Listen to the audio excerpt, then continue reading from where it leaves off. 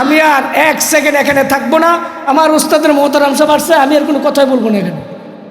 বুজুর্গ লোক সাগরের পার দিয়ে হাঁটতেছেন, হঠাৎ করে দেখে সাগরের পাড়ে দিয়ে একটা বিচ্ছা, আল্লাহর সৃষ্টি মাখলুক একটা বিচ্ছাটা সাগরের পার দিয়ে হাঁটতেছে। আল্লাহর অলি বুজুর্গের নজরের ভিতরে পড়ছে, ব্যাপার কি? সাগরের পার দিয়ে বিচ্ছাটা যাইতেছে, কোথায় যায়? গন্তব্য তার কোথায়? বিচ্ছার দিকে নজর করতে করতে বিচ্ছাও সামনে যায়, আল্লাহর বান্দাও সামনে যায়। হঠাৎ করে সাগরের পার দিয়া যাইতে যাইতে যাইতে যাইতে সাগরের পারের একটা জায়গার ভিতরে বিচ্ছা থেমে গেল। থেমে বিচ্ছাটা সাগরের দিকে মুখ করে রইলেন। ওই বুজুর্গ আল্লাহর বান্দা সাগরের দিকে নজর করলেন, বিচ্ছাটা কেন এদিকে তাকাইলেন? তাফসীরের কিতাবের ভিতরে ঘটনাটা আনলেন। দেখা যায় সাগরের মাঝপথে একটা কচ্ছপ চিনেন না? কচ্ছপটা সাগরের মাঝখান থেকে তীরের দিকে আসতেছেন। দেখবেন কচ্ছপ যখন পানি দিয়ে হাঁটে, কচ্ছপের পিঠটা কিন্তু উপরে থাকে, পানির উপরে থাকে, তলে না। কিতাবের ভিতরে লেখেন কচ্ছপটা আস্তে আস্তে আস্তে আস্তে ধীরে ধীরে তীরে আসতেছেন। আল্লাহর বান্দা নজর করে দেখলেন ওই বিচ্ছাটা বরাবর কচ্ছপটা সাগরের তীরে লাগলেন। যেই মাত্র সাগরের তীরে লাগলেন রে ভাই, ওই বিচ্ছাটা আস্তে করে ওই কচ্ছপটার পিঠের মধ্যে চড়ে গেলেন। গতিবেগ ঘুরায়ে কচ্ছপ আবার সাগরের মাঝ দিকে চলে যাচ্ছে। আল্লাহর বান্দা বুজুর্গ এবার চিন্তা করলেন, আজকে বিচ্ছাটা কচ্ছপের পিঠে করে কোথায় যায়, এটার কি মাহাত্ম্য আছে আমি দেখব। আল্লাহর বান্দা একটা কিস্তি নিলেন, নৌকা নিলেন, কচ্ছপের পিছু নিলেন। কচ্ছপের পিছু নিতে নিতে নিতে নিতে এবার চলে গেলেন, সাগর পাড়ি দিলেন। কচ্ছপ গিয়া সাগরের ওই পারে লাগলেন রে ভাই। যেই মাত্র কচ্ছপ সাগরের পারে গেলেন, এমনি বিচ্ছাটা কচ্ছপের পিঠ থেকে নেমে গেলেন। বিচ্ছা আস্তে আস্তে যাইতেছে। আল্লাহর ওলি বান্দা, ওই আল্লাহর বান্দা নৌকাটা লাগাইয়া আবার বিচ্ছার পিছু নিলেন। বিচ্ছার পিছু নিতে নিতে গিয়া দেখে বিশাল বড় একটা মাজরার চক, আমরা যেটাকে বলি, এদিকের মানুষ বন কয়, বন দেখেছে। ওই জায়গার ভিতরে একটা গাছ, একজন কৃষক বেটা কাজ করে ওই গাছের নিচে শুয়ে আছেন। বিচ্ছা যাইতে যাইতে ওই বেটার কাছে গেছে। আল্লাহর ওলি একটু দূরে,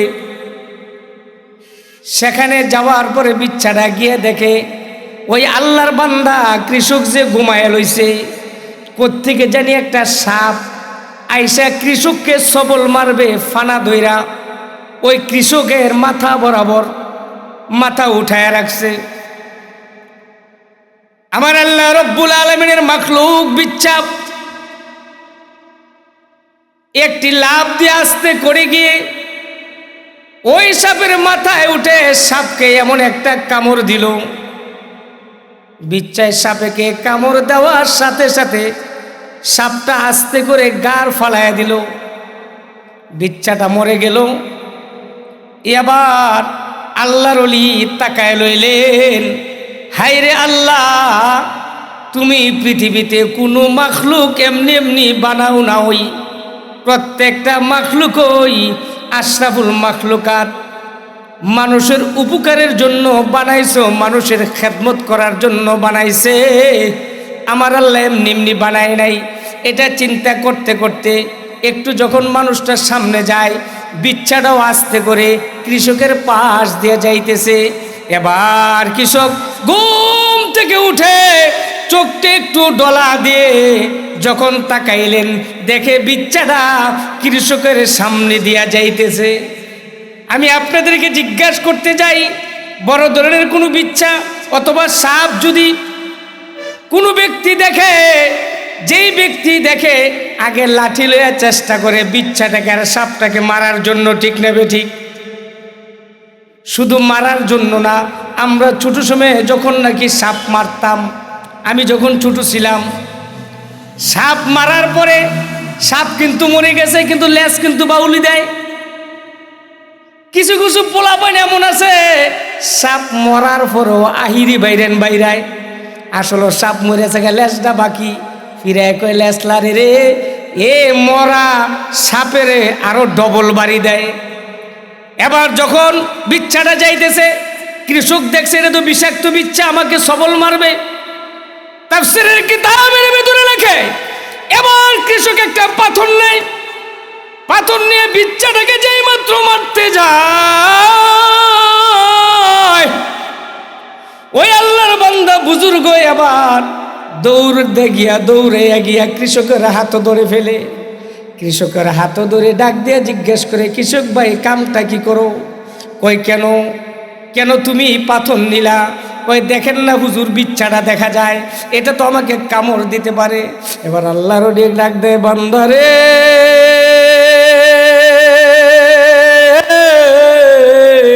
এইটাছে তোমাকে কামড় দিবে, তুমি শুধু এই ঘটনা দেখলা, আর আমি আল্লাহর বান্দা সাগরের ওই পার থেকে বিচ্ছের পিছু পিছু নিয়ে আসলাম।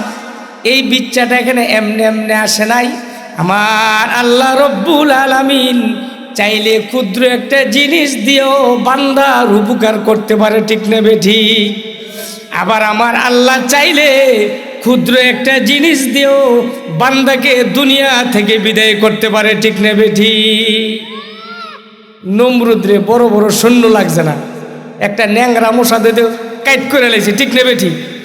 তাহলে আল্লাহ তাবারক ওয়া তাআলা যদিও সাপটা আমাদের চোখে দেখা যায়, আল্লাহ সাপ কেড়ে বানাইছে, রাইতে সাপ দেখলে ঘুমে ধরে না, বিচ্ছে এত আসে ঘুমে ধরে না। আল্লাহ বলেন আলহামদুলিল্লাহি রব্বিল আলামিন, সমস্ত প্রশংসা আল্লাহ যত মাখলুক বানাইছে, সমস্ত মাখলুকের যত কর্মকাণ্ড আছে, যদিও তোমার সাধারণ ব্রেন দিয়া দেখো যে আসলে কাজটা বালা না, আসলে এইটাই আল্লাহ বান্দার মঙ্গলের জন্য করছে, ঠিক নেবে ঠিক? আমরা বলি আল্লাহ কি, কিছু কিছু মহিলা আছে, আমরা তো মুসলমান, কথায় কথায় সেরেক করি, কি এর নামাজ পড়ে, কথায় কথায় সেরেক করে 5 ওয়াক্ত নামাজ পড়ে। আল্লাহ খেলে আমার রসু হয়ে দেয়, আমার ফলার রয়েছে, আমার জামাই রয়েছে, আল্লাহ খেলে আমার রসু হয়ে দেয়, আর কেউ রসু হয়ে দেয় না, বলে কি বলে না? বেশি বৃষ্টি দিলে আসমান কি কানা হয়ে আছে গা, ঠিক নেবে ঠিক? সবগুলি সেরেকে কথায় গুলি। 5 ওয়াক্ত নামাজ পড়ে, বান্দা যে কোন সময় মুসলমান হয়ে কোন সময় মুশরিক হয়েছে খবরই রাখে না। আল্লাহর নবী বিশ্বনবী রাহমাতুল্লিল আলামিন বলেন, এমন একটা সময় আসবে যেই সময় আমি নবীর উম্মত সকালে ঘর থেকে মুসলমান হইয়া বাইর হবে, আবার ঘরের ভিতরে মুশরিক হয়ে ফিরবে, সে নিজেও জানবে না কখন মুশরিক হয়ে গেছে। এই জন্য ভাই দোস্ত বুজুর্গ, তাহলে দুনিয়ার সচরাচর আমরা যা দেখি আর না দেখি, আল্লাহ যা কিছু সৃষ্টি করেছেন, যা কিছু ঘটনা ঘটে, সমস্ত কিছুর প্রশংসা হবে কার জন্য? আমার বাপ মারা গেছে, আমার দাদা মারা গেছে, অ্যাক্সিডেন্ট হয়েছে, ঘটনা ঘটছে, বিমা কাসাবাত আইদিন নাস, এগুলো সব মানুষের কামাই। আল্লাহ বলেন, যা তোমার জ্বর দিছি তুমি সহ্য করতে পারো না, এই জ্বরের ভিতরে তোমার কল্যাণ নিহিত আছে, ঠিক নেবে ঠিক? মসজিদে নববী মদিনাতে একদিন অনেক সাহাবীদের জ্বর আসছে। জ্বর আসলে কিন্তু সহ্য করা যায় না, অনেকে জ্বরের মধ্যে আবল তাবল না কইলে জ্বর সারে না, এমন লোক আছে। তো মদিনাতে জ্বর আসছে, সাহাবীরা বলতেছে, ইয়া রাসূলুল্লাহ, ইয়া হাবিবাল্লাহ, নবী গো, এমন জ্বর আসছে, জ্বর সহ্য করতে পারি না, ওগো নবী আপনি একটু দোয়া করে দেন যাতে করে জ্বর ঘুরে চলে যায়। আল্লাহর নবী বিশ্বনবী রাহমাতুল্লিল আলামিন ডাক দিয়ে বলে, ও সাহাবীরা, তোমরা যদি বলো আমি আল্লাহর কাছে দোয়া করে দিলে তোমাদের জ্বর সেরে যাবে, কিন্তু একটা কথা জানোনি? কয় কি কথা?